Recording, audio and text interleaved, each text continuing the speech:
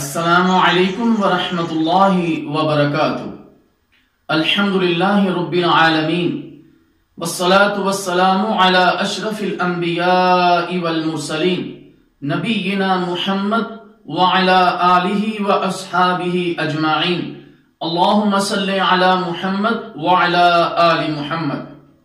محترم سامعین کرام، پچھلے درس میں ہم نے تیمم کا طریقہ بیان کیا تھا۔ آج کے اس درس میں تیمم کے بارے میں دیگر مسائل کو ذکر کیا جائے گا۔ مٹی سے تیمم پانی کے قائم مقام ہے۔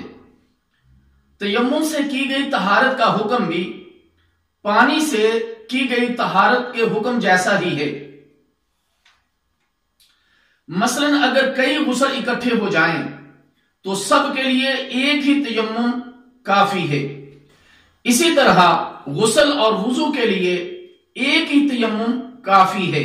اگر غسل کی جگہ تیمم کیا پھر وضو ٹوٹ گیا تو اس کا غسل باقی رہے گا، یعنی اگر صرف وضو کے لیے پانی مل گیا تو وضو کر لیا جائے اور اس کے لیے غسل لازم نہیں ہے۔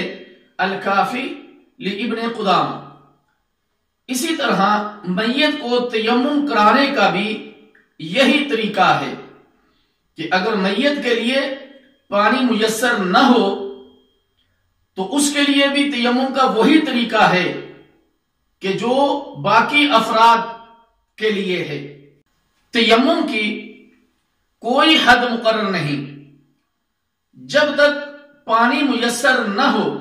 جو صورتیں ہم نے بیان کی ہیں ایسی صورت رہے تو تیمم کرتے رہنا چاہیے۔ اللہ کے رسول صلی اللہ علیہ وسلم نے ارشاد فرمایا، پاک مٹی مسلمان کے لیے طہارت کا ذریعہ ہے، اگرچہ 10 سال تک پانی نہ مل سکے۔ تیمم کر کے نماز پڑھ لینے کے بعد پانی ملا تو نماز دہرانے کی ضرورت نہیں، لیکن اگر کوئی دہرا لے تو اس کو دگنا اجر ملے گا انشاءاللہ تعالی۔ جیسا کہ 2 صحابیوں کا سفر کا واقعہ احادیث میں ملتا ہے کہ ایک جگہ پانی نہ ملنے پر دونوں نے تیمم کر لیا اور نماز ادا کی۔ پھر نماز کے وقت ہی میں پانی مل گیا، ایک نے وضو کیا اور نماز کو دوبارہ پڑھا، لیکن دوسرے صحابی نے پانی ملنے پر نماز نہ دہرائی۔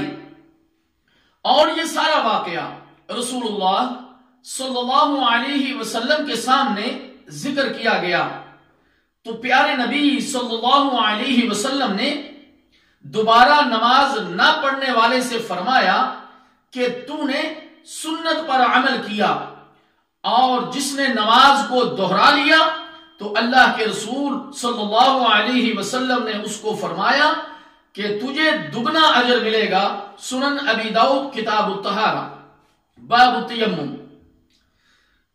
میرے محترم دوستو، جن چیزوں سے تیمم ٹوٹ جاتا ہے، جن چیزوں سے غسل یا وضو ٹوٹ جاتا ہے، انہی چیزوں سے تیمم بھی ٹوٹ جاتا ہے۔ غسل اور وضو کن چیزوں سے ٹوٹتا ہے ان چیزوں کو ہم پچھلے درسوں میں ذکر کر چکے ہیں، آپ وہاں اس کو سماعت فرما سکتے ہیں۔ غسل یا وضو کے لیے پانی ملنے سے تیمم ٹوٹ جاتا ہے۔ رسول اللہ صلی اللہ علیہ وسلم نے ارشاد فرمایا، فَإِذَا وَجَدْتَ الْمَاءَ فَأَمِسَّهُ جِلْدَكَ فَإِنَّ ذَلِكَ خَيْرٌ۔ سنن ابی داؤد کتاب الطہارہ باب التیمم۔ جب تجھے پانی مل جائے تو اسے اپنے جسم پر ڈالو، یقیناً یہ تمہارے لیے خیر ہے۔ لہذا اگر حالت نماز میں پانی ملنے کی اطلاع مل گئی اور وہ پانی استعمال کرنے پر قادر ہے تو اسے نماز کو توڑ کر وضو کر کے نماز ادا کرنی چاہیے۔ اسی طرح اگلا مسئلہ ہے، کیا تیمم کرنے والا وضو کرنے والوں کی امامت کروا سکتا ہے؟ تیمم والا وضو والوں کی امامت کروا سکتا ہے۔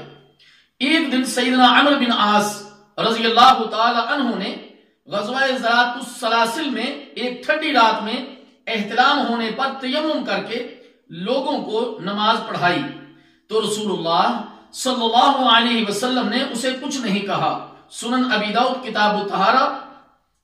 میرے محترم دوستو، ہم اللہ تعالیٰ جل شانہ سے دعا کرتے ہیں کہ رب کائنات ہمیں ان مسائل کو سمجھنے کی اور عمل کرنے کی توفیق عطا فرمائے۔ والسلام علیکم ورحمۃ اللہ وبرکاتہ۔